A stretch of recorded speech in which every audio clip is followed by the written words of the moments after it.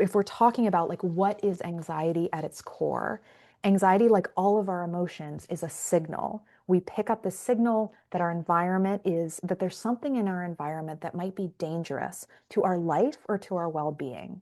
So to our survival and our safety, but also our ability to exist in Mm, harmony with those in relation to us. So, our early ancestors, the reason that kind of social anxiety is something that we all fear is because we needed the group to be able to survive. And if we weren't aware, picking up on cues that our behavior might be leading us to be rejected, we were the one who was like left alone to die in the wilderness, right? And so fortunately, that's not usually what we're dealing with in 2026, but that same anxious response is the signal is still firing when we're worried that like our mom group doesn't like us, or we're worried mm, that, that we were left out of the group chat by our friends. Like, so that's still there.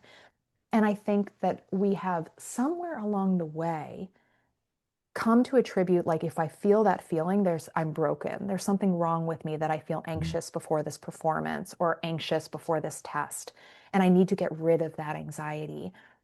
But paradoxically, the more we try to suppress the anxiety, particularly when it's like this valid emotional response, and there's always some truth there, right? The more likely it is to become giant and ungovernable and actually have a negative impact on our life.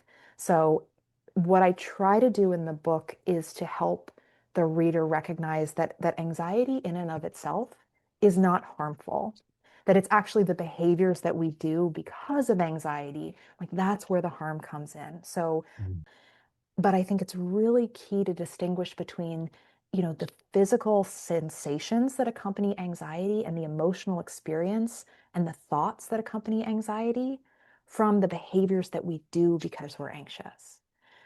Because we don't have control over whether or not we feel our feelings, right? And even our thoughts, we don't have control over kind of what comes into our head. We can change our mm. relationship to our thoughts, but they come unbidden.